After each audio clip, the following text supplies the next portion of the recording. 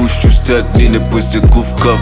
My streets are pira for 1 and 2 buck. My paper na my baby cause my Jesus. Welcome to Pajabhuna, guys. It's another exciting episode with myself, TK, and today we're joined by our first female co-host, Anna. Introduce yourself. Okay, thank you very much, and it's a pleasure. And hi, guys, I'm Anna Masur, but you can call me ATMC.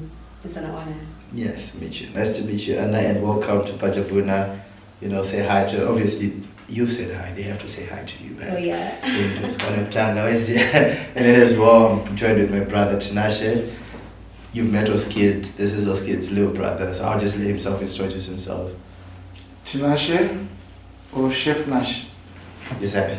New my cooks. Never cooks. I don't want my casket. It's like because we are no charm kitchen. Yeah. And today, obviously, because the Tinem baby, right? And we've got conversations. We've always asked about my relationships and stuff, and some people have come up with that and said to me, how do you give my views about my face and my baby? That's now muskana,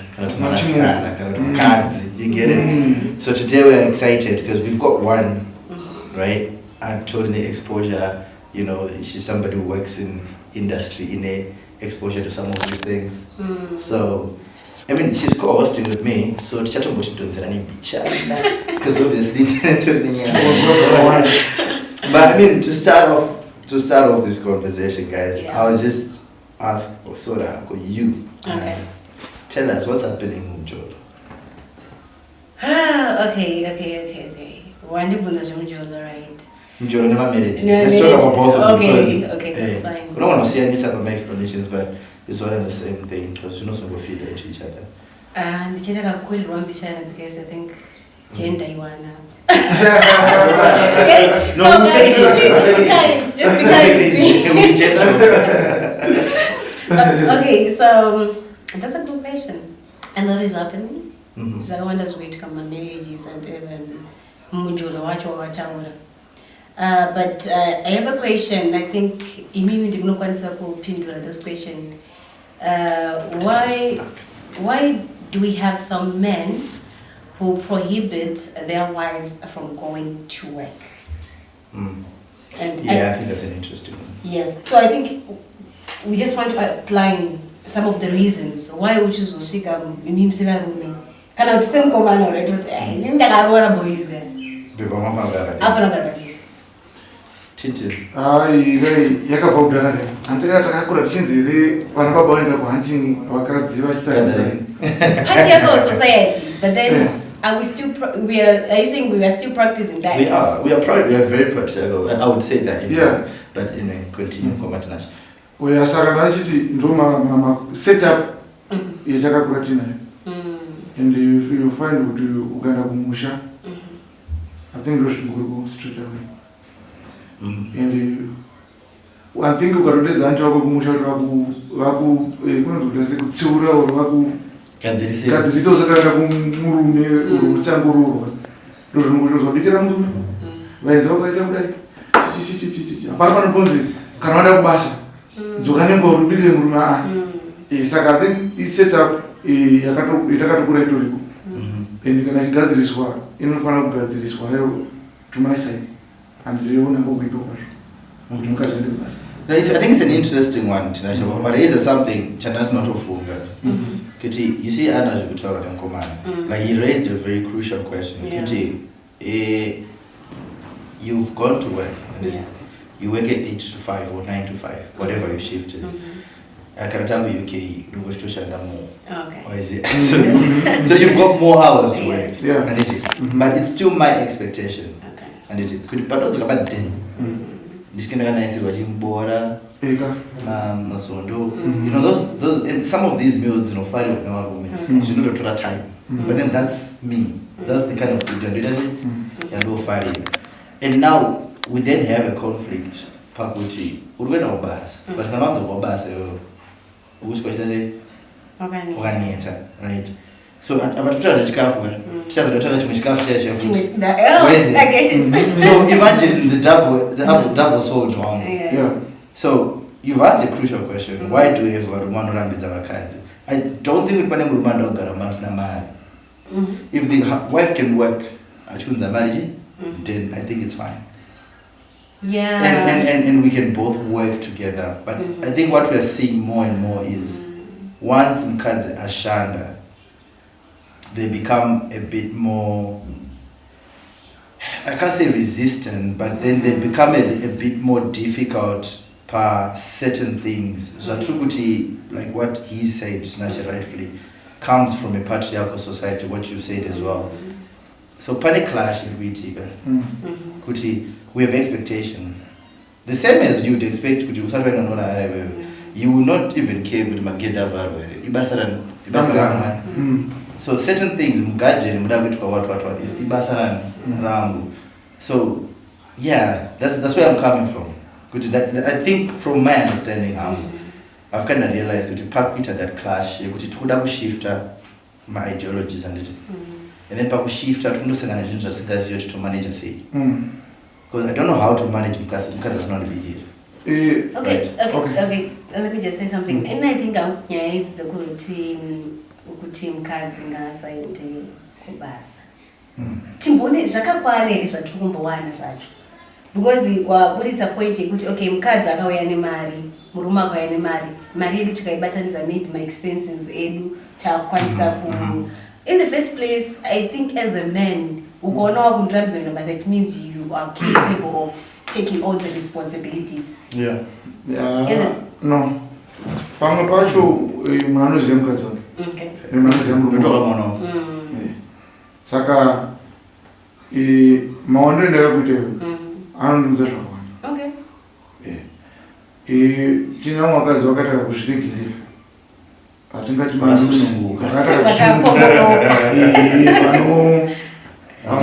vanokasa kuda kubatsira community. Vanonzwira vamwe tsitsi.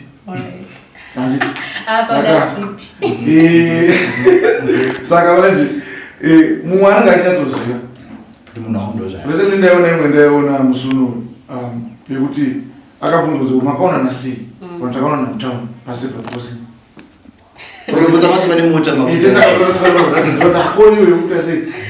Anopenga vataenda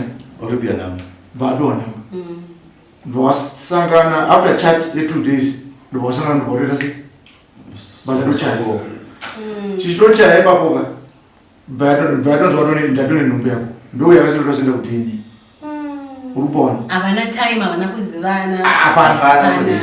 Saka munhu akadare unoti akanzi ndula anoshandira kubhindura ndichidzoka paweekend ndichigroza kuti maresebra ndichidzoka paweekend anobvuma here maonero ako iwo. Alright. I think ndichaita kunge ndichapindura nemubvunzo iyoyo. Okay, masora nyeyo, but then anti muri kuona process yaitwa kudhara yekudanana kuti uzosvika tinacho kuti nini wandida kuti uzondiwana painetsa anditi, but things are now changing. Zvinhu zviri kufaka very fast anditi izvi iwo tinacho anditi kundida nhasi ndikapedza wiki ndisina kubvuma wakutondikangana akwendi. You see now. You see now. So pane musiyano yekuda nekugara nekuzodanana.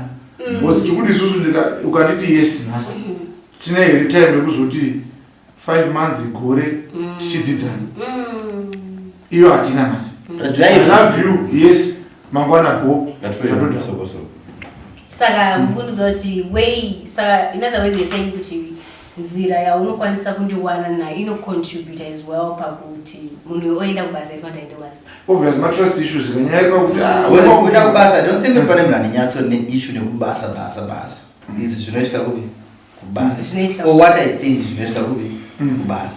Because I think that's where the conversation starts. Pakuti iwe uchatikuenda kubasa anditi kune maboys anditi that's where it starts guys. Inini ndichanda kugraft kune magirls and kune pamwe nditori nasecretary anditi anozonzi masecretary kana nerumo boys. But anyway, kune una secretary une chichi you travel everywhere together. Trust me, it's difficult. Vakadzi vanozozvitorerawo pakuti mafesi ari insecure. But the thing is, remember vakadzi amuchase kazhinji vako havanochase. But in most cases ndiwe kurudiwa. So you can imagine kuenda pabasa around 50. My boys 40 to 30 whatever. I will tsoma every day. Maybe now on something which tsoma say Twitter say basi. So I think those are some of the little things that you know take and we become very strict, insecure, and in terms of our strictness, the best that such a okay, from a men's perspective, yes. But in you guys, you just want to take control. You just want to take control. Not really. Not really. You just want to take control because you know, if I get my monies, I can buy my things, I can be independent. You get it? But you don't want that. No, but let's pattern that issue because I feel like we have narcissistic people, yes, and they want to control everything. All they want is just to control you. If I say jump, you say how. But we also have my genuine people. If you look at Nyaidzi, and this is why I have a problem with most people want to argue from not a feministic perspective, but from a radical feministic perspective. Because you then look at a very narrow line, you could which is what we're expected to do anyway. Right? Because you want to go and tell everyone, you're going to say, who is a wuss, or is a sissy, or is a mommy's boy, and you can be firm. That guy at a family, and they all know not it is a almost to tell about because you want that firmness, you want that control. It's not, I don't know how to say it, but it's desirable. I don't know if it's evolutional or it's just something. Yeah. So then when a man, then there's no winning for us in a way. Tika it firm and it till narcissistic, till patriarchal, till drama, right? If we are not, you go to the guy and enter the opposite of what I'm doing and say, but I'm this guy, he will believe me because has a firm. So I don't know, balance me, guys. I think you've come across it tonight. Yeah. As a guy. Yeah. We've been there. Yeah, we still talk about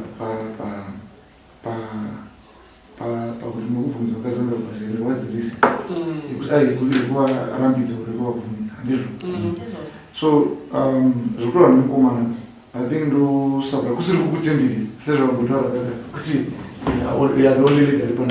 no.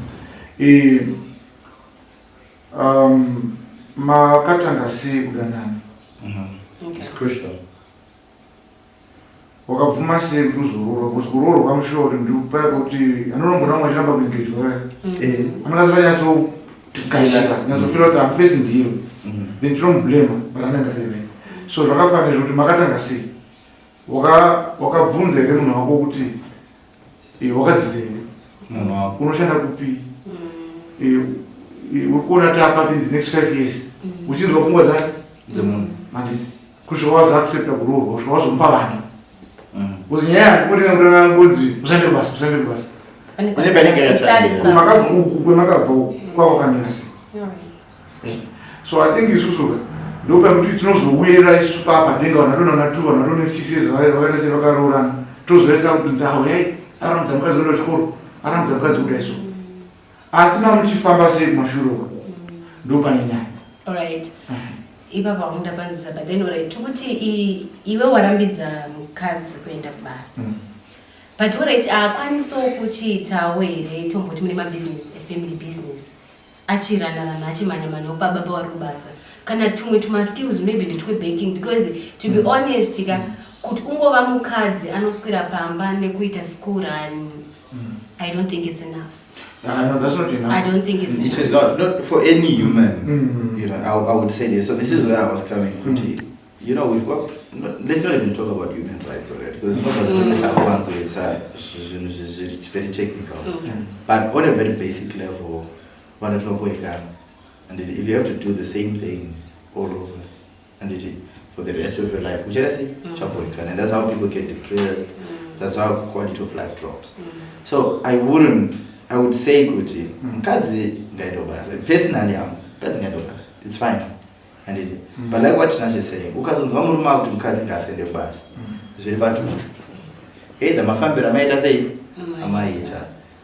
do have people that already need that mental inclination, narcissism.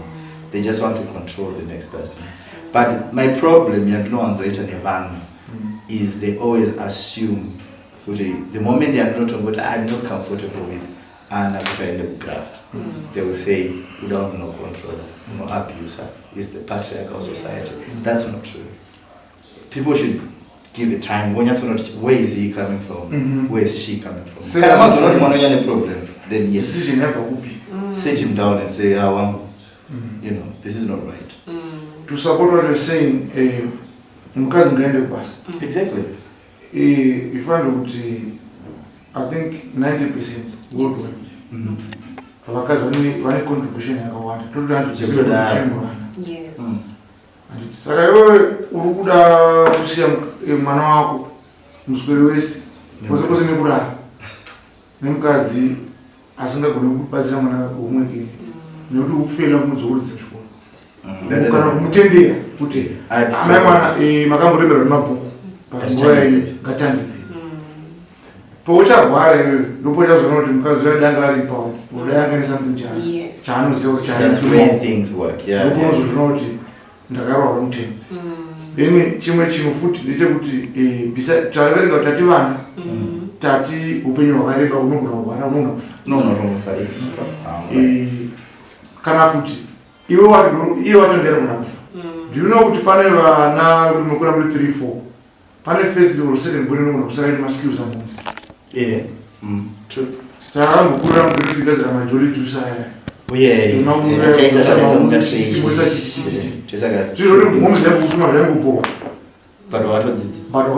nhasi unozokuti transfer knowledge yokuti hapana mauri ayo usatenge izvi zvinogona kurwara sezvekuroti gadzira nyika but unoziva here handisi kuti hangu iskiwe yekuti unokwanasiramba ndinokuda kuti chinji wakadzidza from handinzwisa kureva kuti kana chiri chikoro iri engineering iri chii chese chikoro saka tiri kuti isusu mese maparents mukave muri skilled or empowered zvinobatsira vanhu ende hauna redi kutsanangura wakura kurasana pasi kuti naiwe munoziva kuti mukaenda kuchikoro munodai nokuti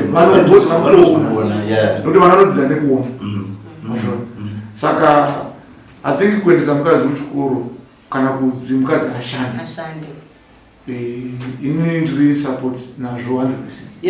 Like ashande. But as well, because it's quite difficult because I have to then ask some angles. Not I believe because of ashande, because of ashande, right? Not only because we're saying ashande. If we can actually improve employment rate, guys, 100% employment for craft. I think that's perfect. Papa bazoita nyaya yekuti vakadzi vari kuti kana vaenda kunoshanda tamboitaura mbichana vataisiya pari kuzoita magaps in terms of waenda kucraft wazodzoka. There are responsibilities that I have as a father and then there are responsibilities that you have as a mother.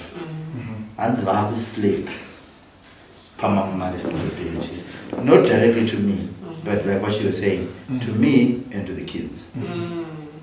So how do we handle? I know could you vote that's different. That's not the situation.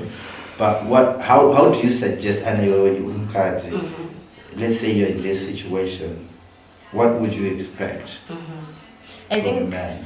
I think it goes back to communication. But chekutanga is communication. You need to sit down as a couple. Exactly. Boaz unotaka uzonzita kusuka maplates. Boaz ndakaneta. Kusuka. You know what? Ndichiwedzera mvunzo. Andisukufaya. Ndikubazana kufunga. Panisichaze kuti have a friend ari kunze kwenyika. So mukadzi iye ndiye akana next shift. then mukadzi anoshanda day shift. So anoda shift uyo anosiyanisa vanokusvika kumuseni ndasikura nemakuseni then uyu vanorara umeka sure anga ma3 4 vana panobva otasikura nematantan obva azorara futi ozoenda kwasa zviri kubalansa but bedroom haisi rafa hanya bedroom itaure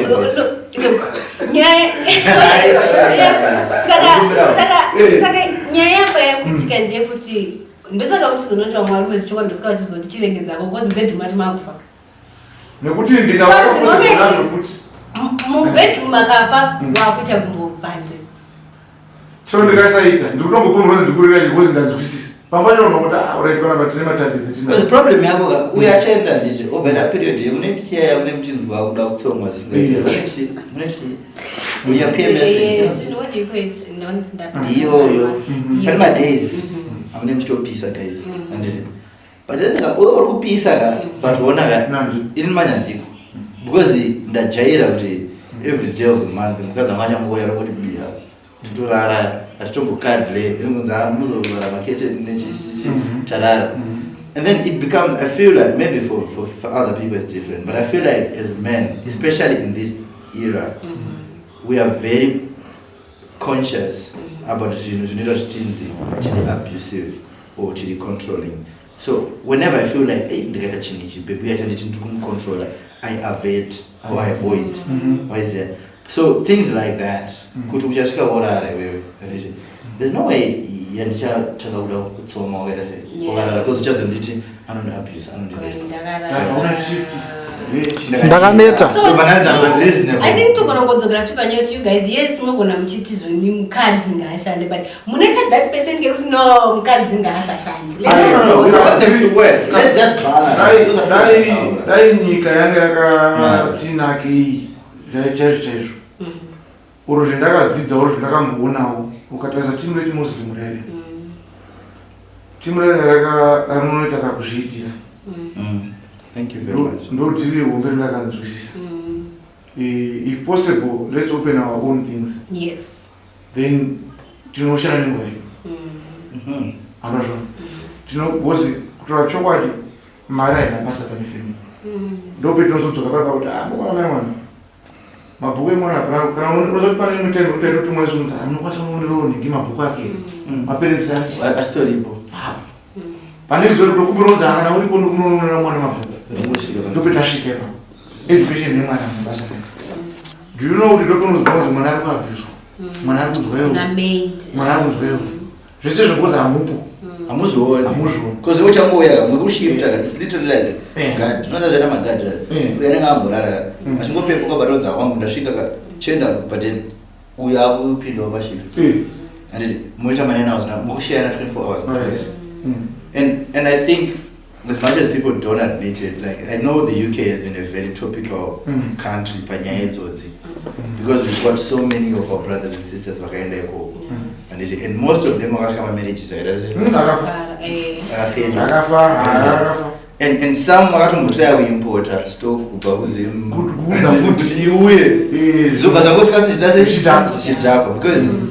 you see kunoku I can ngwava or you expect me to do it apart from my salary ndofana ita madiri mari yedoro ifana kutopa pa salary you get those little things but then when you go outside, especially in the international community, so I'll just say international community, you find kuti just kunzi mukadzi ashande as make sense because unosafa pama bills unosafa because you don't really have a lot that you can do apart from bus. So, and I feel like our education system might fail. Like, our education system might fail. Our society but is in a very precarious position because education system might chagabas. When our bus are shunned up, nobody was salary, you're fine. Our society might Mario bus right? So. Guava. And apart from craft, chaga something. And then you go into a community you don't know to know chaga copy. And it's right. The only thing you're stuck with is going to pass, which is okay. But then only the salary. And then if the salary is not enough, then what? Nobody can get most of these issues. Because a guy, if he decides between nothing to cancel a shift and every 9 hours, good in dinner to hang out with boys, tomorrow my drinks. Accounts that we are living for the finances. So I think I think talking about some of the divorces, I think Zviya ndikuona kunge futi une age because I think by age dzedu dzinodzi handikamboti ndine madhani amba panapa asi handina masports uri kuona saka handingabve pana ndoita kuikenoita ndoita 2 weeks ndomiro kuti hamukazita zviya achazobva kushift kustay in after 2 weeks ndozopiwa chi handiri kuona kana akangobhaisa padiki kupedza nemashifts handichatomuona mwedzi unopera kuti ta nzara ine mukadzi nzara ine murume mese pakatotaura nechokwadi ende basa redu rino iri hatisiri mambo yekuti anoti takazora tainavazukuru saka handikuona so ini ndiri kuti panoda kuti patsvagwe zvekuita zvinoita kuti muri isafe pakupara kwezuva makamboona kuti vanhu vane vana vari kuita madrugs vane vana vari kuzonzi vazosungwa zvakasei but time nemuri vanga vasina mukatasaka nevhenimwendavenoraseme kunzi mufesi akatengera mukadzi fortune mukadzi bvaronhura nefuti vatorerwa fortune yacho isina kana wiki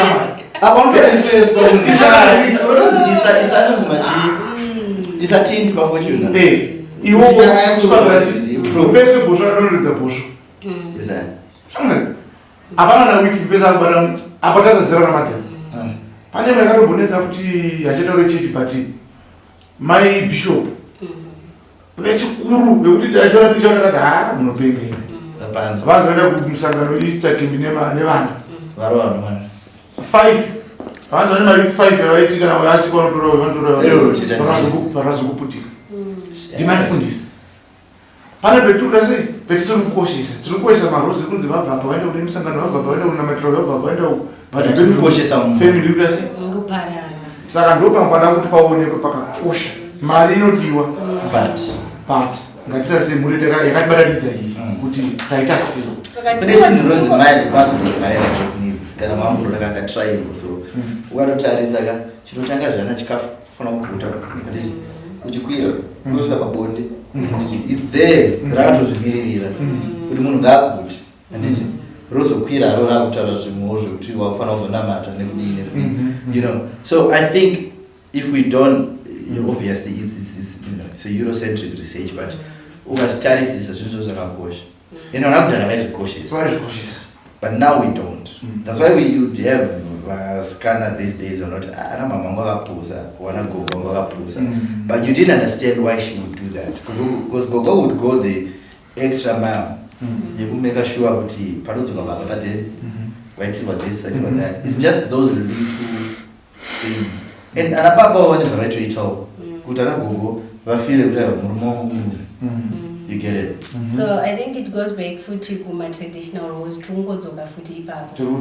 Tungodzoka yes as far as things are changing globally. But zvazvitori necessary. And yeah, I think I support you on that. But imwe nyaya inozoitwa kwatiri isusu vakadzi kuti the moment yatinotanga kuenda kubasa kwacho tabata mari get relaxed and chatake some of the roles that we're supposed to.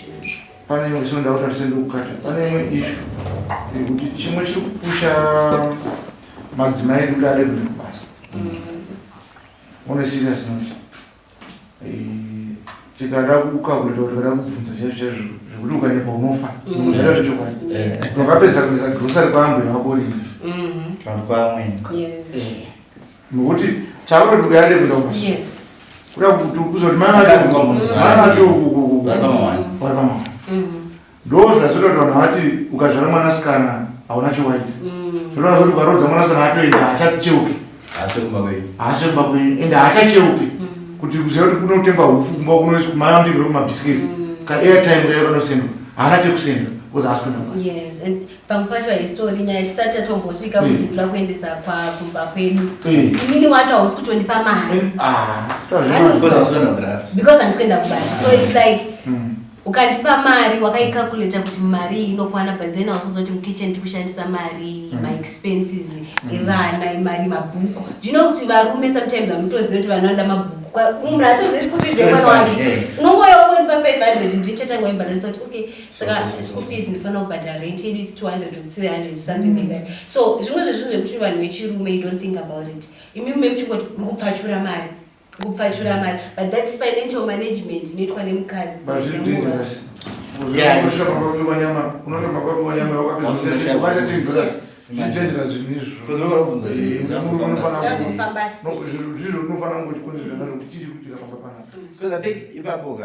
You're right. Kuti, you know, some men, not all of them, avatori na zvavari kuziva zviri kuitika. But varikuita sei vangu expect zvinge zvakarongeka. And at the same time as well, I would say vakadzi, not vakadzi, I think depending on kuti vapi. I would say my baby in general. Nyaya yekunzi ndipe mari or I need a wife salary, not the girlfriend salary, allowance. I think we're taking it too far. And it because there's no point to look okay. And then you expect me to do everything. And I feel like that's just too dramatic. Yeah. And but let's balance the two. Yes, you know, let's agree to marry. And I understand. But our room was not look at pass. We sort of marry this month or per month. But yeah, I agree, and I kind of want also to put a caveat in which my baby message because okay,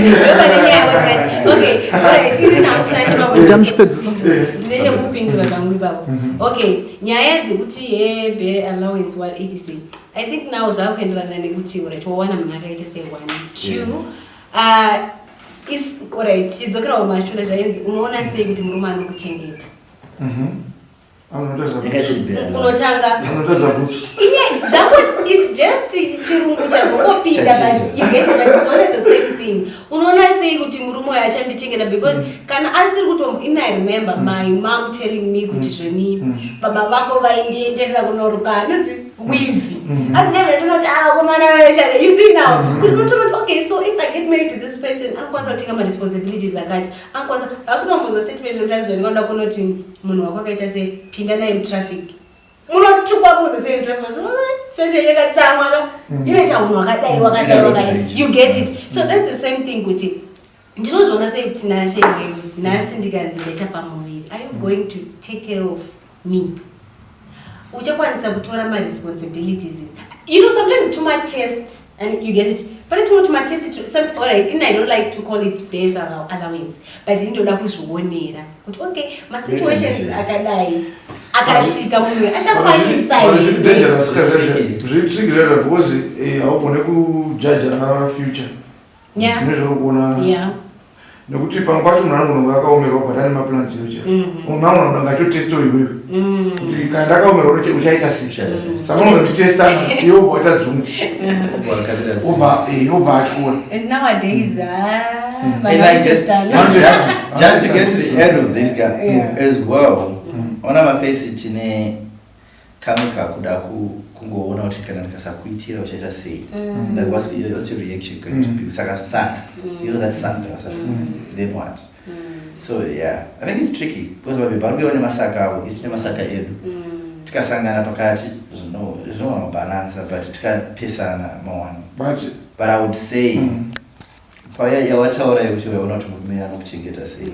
Remember na mai vedu or you know those previous generations ndo vanhu vaizongonzi ukurorwa nababa vepakati. And because it's true even today, I've got girls that I know that being if I have money or no we try budget because that I get a budget 2k yake pamwedzi cannot believe and you go heads over heels but then it's just going to be for a month and After that, then you find out Rasta and Kumbure Tsuro. But Jumba yo, what do you think about books? And I say, one. And I'm telling you to them cards or drunk as the two. But I'm going to the same strategy. So I think women should think around that as well. But marriage is something which can be used to manipulate you as well. Yes. I think brain. Obviously, I'm going to show you 1, 2, 3, 4, 5. Vision Vision 2030 rubuta sei. Rubuda. Kana isi rubuda. Then nokuti same nesu Arun. Hakuna murume amshoda kuna murume anoda mukadzi anozoona chimuda zvidzanazo. Sorry. Sisi. Sisi wana pamba. Hakuna. Munhu sanro anenge ari zvake zvanenge ari saka pamunhu paanoona kuti munhu akanaka yesi ndazvona. But pane zvimwe zvinhu zvekuti 1, 2, 3, 4 anazvo here. Akazvona zvekunhu anonoona. Okay. No, mukadzi chai anosuta zvinoita zvendruku. But I feel like people are not bold enough to make those decisions because the other thing is ndichamsiya kanoda iwoya akanaka ndozomona ana oskid akana brand ndichabatka. But I think it's just as a way of who pays this conversation. Like obviously you're gonna come in, he's gonna come in. Kuti as we plan kudana panama sports you know, I would never really restrict munhu pamadhiri but kana wakufunga kusetla usingazode kuti nets and then just look for what works for you and just don't look at the pressure because my trophy wives are equal guys pombi but pombi yo ngona ngatopfura through 4 5 hands dzavamwe vanhu vakazoibuka I'll balance. Same thing with my guys. When my guys go, I'm not at pombi, but vakomana team will no bad. Team will no which some nice. But those are not ish. Better again. I don't go. Not just so. Time whatever. And wow. So I think we need to balance. Could you superficial? Just organic, practical. Just good. Could life here in the GP. That's what I can say, but you know what? Today, so oh, I don't know that. Okay. Your side. And I just like the fact that you guys, you agreed to know and we are saying women empowerment. Good, yes. I'm not going to send that certificate, but you must have skills. To take care of the kids because one thing she left mukadzi akapererwa and you know what it is muwiri and I want you to picture this unofila sewechizoti amana mukadzi wangu ndakadzinasi ndaenda vana vangu vachararamiswa nenzira iyoyo and vana vari kudzidzei sezvambotaurwa kunzi zvoni munhu anocontributa more kuvana is the mother. So vana vari kudzidziswa at the end of the day. Agreed. So just to speak for myself. So yeah. Oh yeah. Let's empower women. Let's empower them. Let's empower them. It wasn't a fight. No. But then not to fire them. But I know which mom. No. We just wanted to ask you the hard question that most women, when they think about abuse, they don't think about. They just assume. So I didn't show off from our side. You get it. But anyway, you conclude. Just supporter. They know what I pick is. Anyway, to this is kana uchingo waita mukana wemurume anonzwisisa kunge isusu chikombore and make sure tine vamwe vanhu vanenge isusu tinopindira pamuinvesta saka kana uchiinvesta panoda mukadzi anoinvesta kuti mbrand dzake nekuti unogona kuwesa kuti nguva uchiinvesta then uchifa mukadzi obva atengesa zvawakafirira kuti ndikuitira vana nemhuri ichasara whatever achasara mukadzi obva atengesa so zvinodzoka futi kwatiri kuti either urimba mukadzi une education newhatever chiri kuita, but make sure family yako iri empowered. In case mangwana haupo uri paita divorce uri paita chii, vana uri mukadzi can say no, property haiendi, iyi nhaka yedu ngatichengete. Saka inyaya yekuti anenge inechi then chimwe chinhu chekuti vana vedu kana watenderwa kuti utambanuke utsvage uita sei, make sure uri kugona kubalansa kwese indoshandisa chi pray for wisdom and tsvaga knowledge kuti life yemarriage yako ita sei balance. I think No, it's good, guys. It's been a good conversation, Pajabhuna, and we like it because he has a balance inside. Yes, I have balance. Because sometimes you get these conversations and they're more leaned towards one side and not the other one. But you know what? Thank you so much, Anna, for being here. We appreciate you. And it's in Kumatanasha. Thank you for being here. We appreciate you. Pamne Rama Magunans. Speak it around. next time I'm going to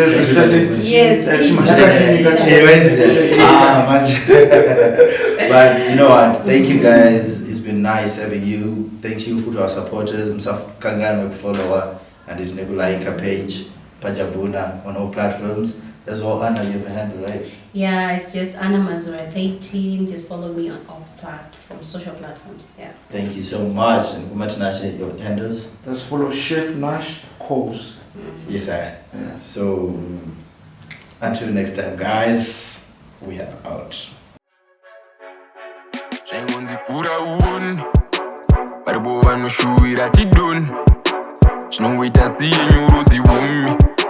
Sango muneri mandi woni Shengonzi kura woni Baribo vanoshuira tidoni Chinongoita siye nyuruzi wumi Sango muneri mandi